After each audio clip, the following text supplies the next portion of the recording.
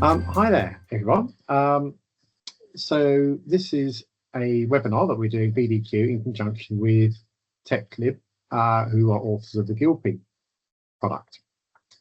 Today we're going to talk about the licensing model, how GLPI can benefit people wanting an ITSM or asset management solution. With me today, I've got Craig Freeman from BDQ, who is going to do a short demo, and Virginie, who's actually from Teclib, who's going to talk about some of the history of Teclib and the licensing model. Good afternoon. Yeah. Good afternoon, everyone. So today I'm going to introduce you to GLPI. Actually, it's the most powerful open source IT service management solution available today on the market. Whether you need help desk management, asset tracking, financial oversight, or IT project coordination, GLPI provides the tool that you would need to for your personal and to reduce the costs. I'm going to explore. So we are Teclib. We're the publisher of GLPI, the official publisher of GLPI. We were before integrator, and since 2009 we took over the publishing of our solution. So we're going to explore two key offerings today. So we are on the top of the open source IT software that we make available for our customers. We have a GLPI Network Cloud. It's a fully managed SaaS solution, and we have GLPI on-premise subscription to give you complete control on your ITSM environment with professional support. By the end of this talk, we'll have a clear idea, I think, of which option that would be best fit for your business model. So why choosing GLPI? What make a company choose GLPI? GLPI is a complete IT service management suite with a ticketing system, asset tracking, project and financial management. We have plugins included in our solution. It's an open source, cost-effective solution as well, and it's in compliance with security, and our business model gives you full control over your data and IT operations. We have plugins as well included. So talking about GLPI Network Cloud, for companies or looking for a hassle-free management solution, GLPI Network Cloud offer is ideal for businesses. They want a quick ITSM solution with shared system resources. The pricing of it is €19 per month, which is £16 per month per IT agent. We offer as well a private cloud for companies needing dedicated resources and advanced security features.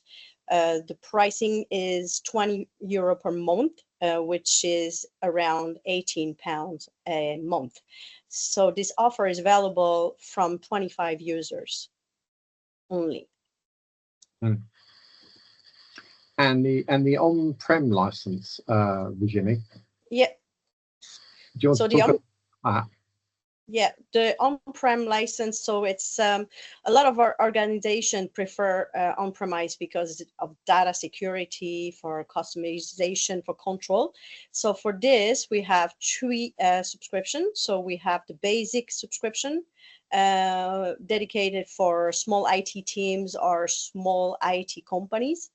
It covers up to 500 IT assets and up to 10 users. It includes one production instance, and you have one testing instance, and you have access to plugins as well, and the level 3 support from us, from the publisher Teclib. And the pricing is €1,200 per year, which is around £1,000 per year. So we have as well the standard subscription. It's perfect for medium-sized companies. It covers up to 5,000 IT assets and up to 50 IT agents. It includes 2 production instances and 2 testing environments. It's more flexible for growing IT teams, so it's usually this solution they will go for. And then we have the advanced subscription. So it's designed for large companies, large organization using complex IT structures. It's over 5 IT assets and more than 50 users. So for this subscription, you have 5 production instances and 5 testing environments. So you have full support, exclusive plugins, and system resources. That's it. And the GLPI network plugins are additional plugins that are supported by Teclib, aren't they, which extend some of the functionality, and you get that included with a network subscription. Exactly, yeah. Yeah, no, Craig will show a couple of those later. And I think some of your customers are very large as well, actually, aren't they? It's not just small customers who use this. Yeah, we have it goes from small customers to very large customers. So for example, very well-known customers, we have Airbus, we have Emirates, we have the Space Agency, European Union as well. So that's some example of the large customers that we have. And I think one of the interesting things about GLPI as well, it's got quite a powerful asset discovery piece to it. So it's not just that you then have to have something to populate the CMDB. It can actually do that as well. And that's something we'll get into.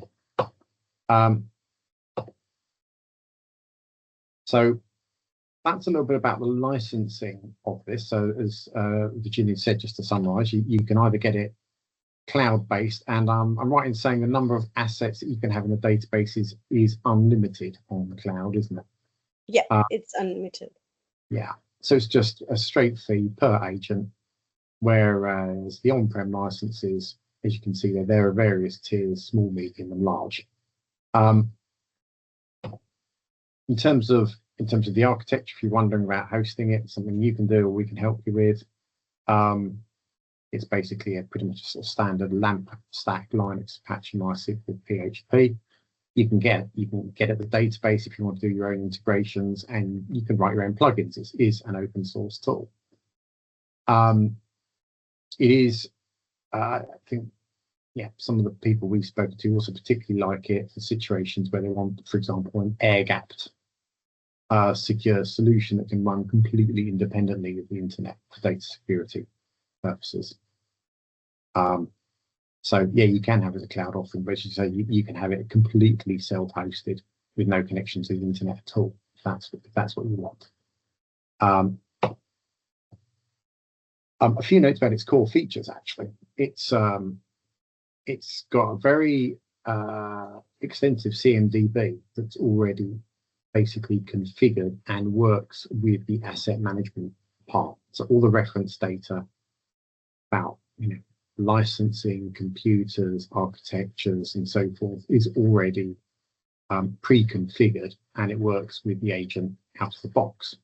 So if you're looking for a solution which can actually help you with your asset discovery, and you like the idea of open source, it can be a very good fit. It's also got help desk, so you can raise tickets against these against assets they've discovered or just in general. And it's got some other modules around project management and financial management.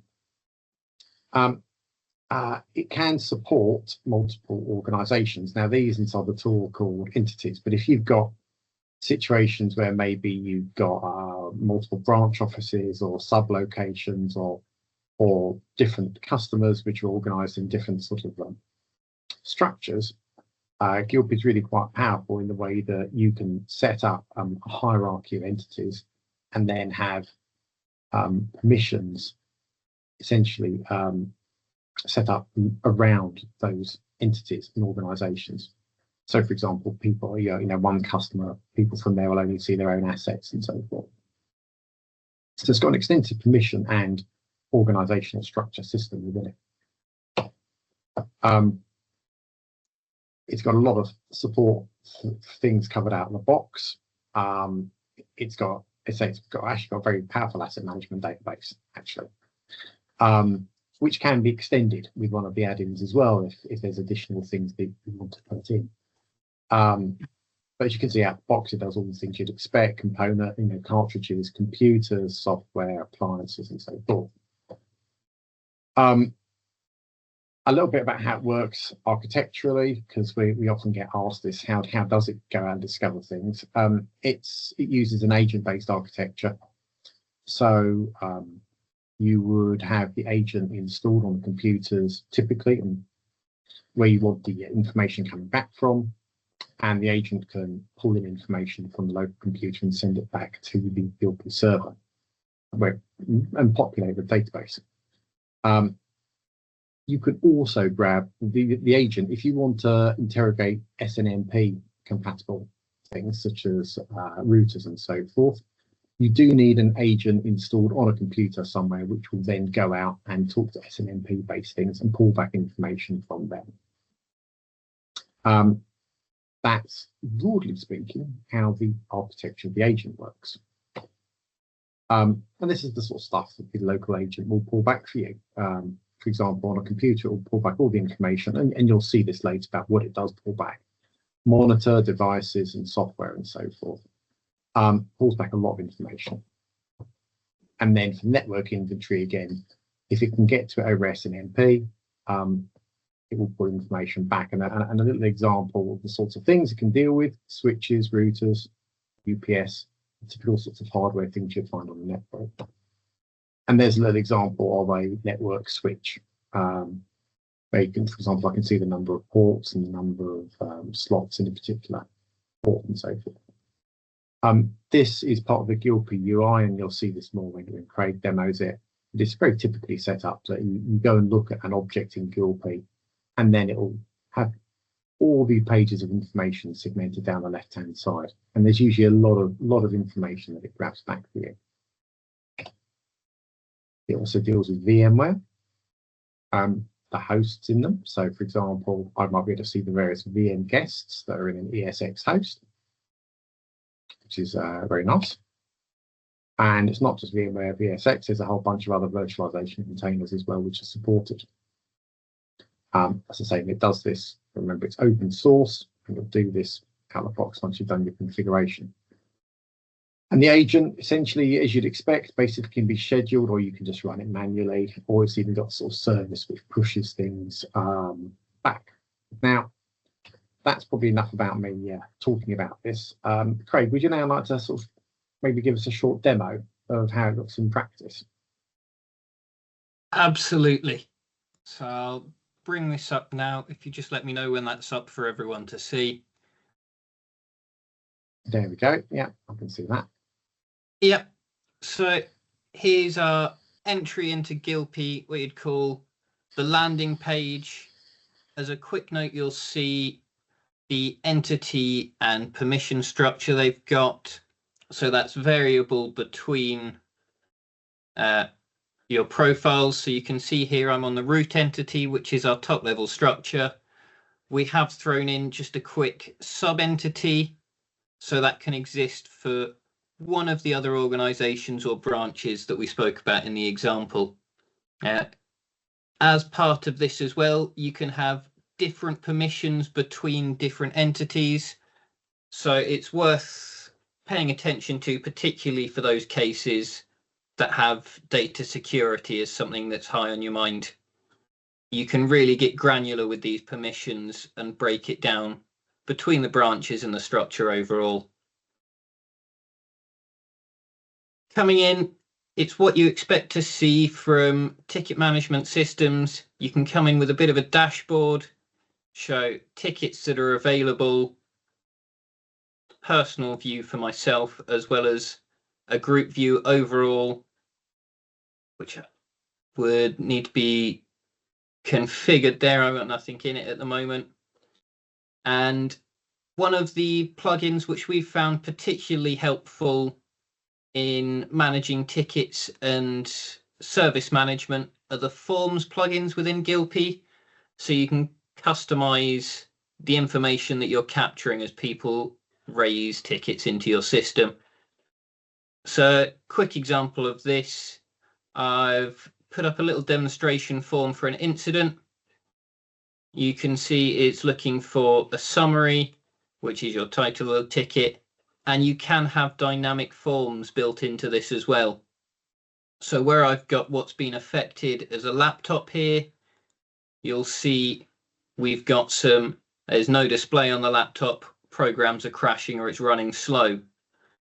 If I were to swap this over to being for a printer, you can see that I've configured this form to then give options about printing. So you can get dynamic forms, drill into the issues, and submit tickets in through this. So as an agent, your tickets come through. You can see them through the queues here, get quick dashboards, which you can use as filters as well. And in the same way, you can configure filters searching through the tickets in the system through these rules here. So lots of different properties to sort by, and you can apply those to go through the tickets in the system. If I bring us into one of these here, you'll see details that have been captured by the form, the status of the ticket and those who are involved in it, things you'd expect to see. You can link it into the GLPI asset system, which I'll come on to showing you in a bit, but is very well developed and allows you to track these issues against the assets themselves as well. Coming through some of the UI of GLPI, you've got details of when the ticket was taken into or when it was opened, when it's been acted upon, if there's been any approvals or linked to knowledge articles, as well as linking these out and making that knowledge available for your customers. So GLPI can host a knowledge management system as well as the tickets and the assets behind it in your organizations. As well as tracking a good historical base of what's happened with these tickets going through to it. As you see at the moment, it is all me, but that will differentiate between the other agents as well. As part of GLPI, it also brings in the concept of ITIL. So if that's something that you're working with or working towards, you've got the regular ITIL categories of tickets that are built into the system, and you can enact those ITIL processes through GLPI. Next thing I'm going to take us over is just a quick look at the assets. So as Chris and Virginie showed us before, these assets are all in out of the box from GLPI, and I want to show you an example of how the agent brings data in.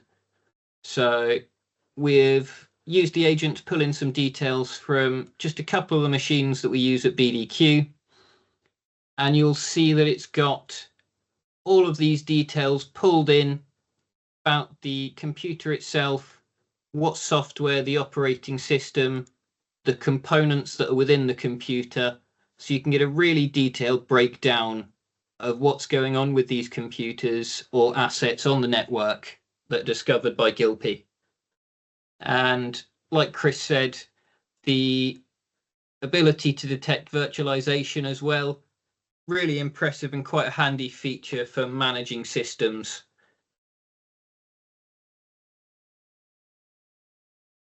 There's, I think, one other plugin that I'd show. So out of the box, GLPI's got some good reporting features, and one of our favorite plugins as well is the More Reporting. So out of the box, you get your default reports that are built into the system, and the More Reporting plugin extends this out to, as far as we found, anything you could be looking for in terms of reporting within your ITSM and CMDB tools. Yeah, and this is something you get with a GLPI network license, always available to you and supported. Yeah. Yes. I think that's a good quick roundup of GLPI, unless you can think of anything else that we should show while we're here. That's a very a brief roundup of how you raise tickets, some of the reporting that's available, what the assets actually look like, and how that asset data actually gets into it. I know everyone's sort of, people typically limited in time. Are there any questions at all? We've tried to allow some time at the end for questions.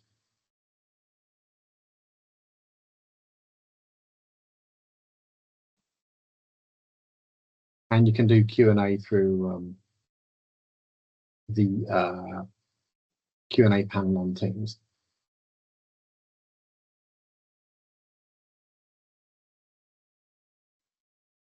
Yeah. No questions.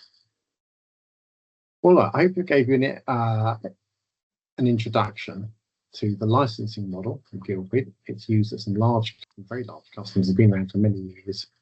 It's got a powerful asset management system. It's extensible. It's got a robust ticket management system. It deals with multiple locations. We are BDQ. We are a reseller of GLPI. We can also configure it for you if you'd like us to do that. And again, I'd like to sort of thank Virginie today from Teclib GLPI for her time in explaining and running over the license model. You're welcome. It was a pleasure. If there are no questions, I'm thinking we can test our solution on the cloud. It's available on the cloud only. So I don't know if you could share the link after on the webinar. So whoever is on this call today could test our solution for 45 days. It's a free trial. It will allow them to test our solution and the professional subscription as well. It's on the cloud only. And that's your cloud, the cloud version again. And you can test it on there, and then you can run it on-prem or keep it on the cloud, can't you, as you want? Yeah, exactly. So I think, in fact, thank you. I'll pop that in the chat now. There's registration, and if you don't go there, you can create an instance and get 45 free days. Yeah. Okay then. Well, thank you very much. And I look forward to, if there's any questions, please get in contact with us. Thank you very much for your time. Yeah, thank you. Thank you. Bye. Thanks all.